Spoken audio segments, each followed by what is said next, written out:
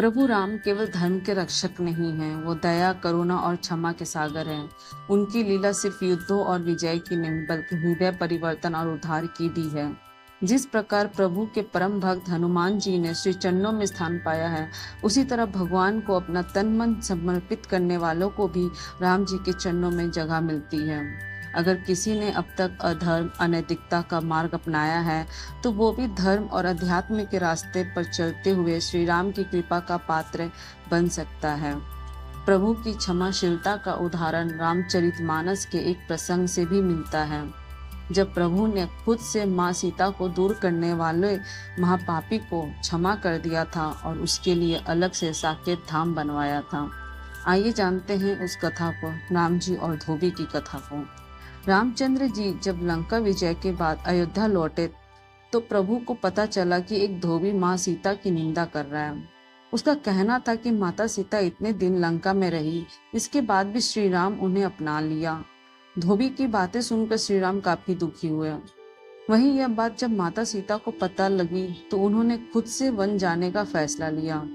इस प्रकार धोबी की निंदा की वजह से राम जी को माँ सीता से दूर होना पड़ा।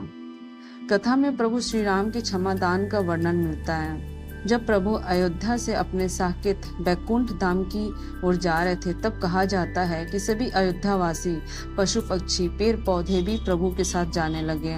पृथ्वी लोक से मुक्ति की चाह में हर कोई प्रभु के साथ जा रहा था। माँ सीता की निंदा करने वाला धोबी भी सभी लोगों के साथ था।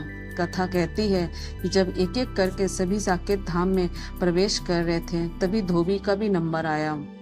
लेकिन वैसे ही साकेत धाम का द्वार बंद हो गया। साकेत के द्वारपाल ने कहा कि प्रभु, आप भले ही इसका हाथ पकड़ ले, लेकिन इसने माता सीता की निंदा की है, इसलिए इस महापापी के लिए साकेत धाम में कोई जगह नहीं है।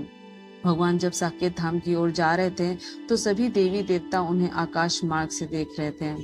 जब धोबी को साकेत धाम में जगह नहीं मिली, तो ब्रह्मा जी को लगा कि कहीं प्रभु उसे ब्रह्मलोक में ना भेज दें।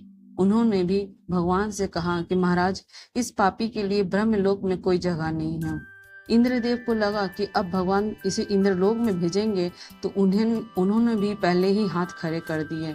उन्होंने भी यही बात दोहराई कि यह पापी इंद्रलोक में रहने योग्य नहीं है। ध्रुव जी ने सोचा कि यह ना साकेत धाम गया और ब्रह्मलोक और इंद्रलोक में भी इसे स्थान नहीं मिला, यानी अब भगवान इसे ध्रुवलोक में भेजेंगे।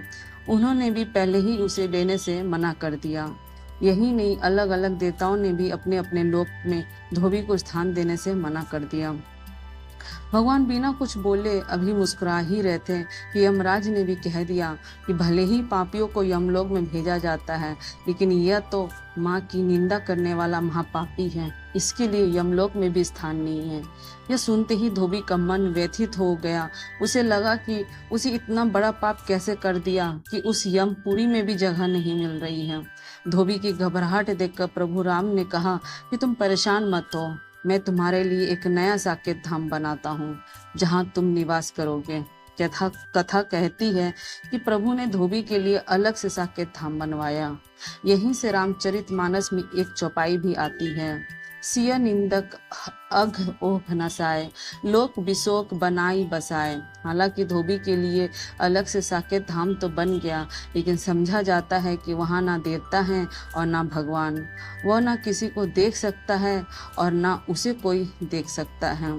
तो कैसी लगी ये आपको वीडियो, प्लीज़ कमेंट करके हमें ज़रूर बताएं। नए हैं तो सब्सक्राइब करें, लाइक करें, शेयर करें। Thank you.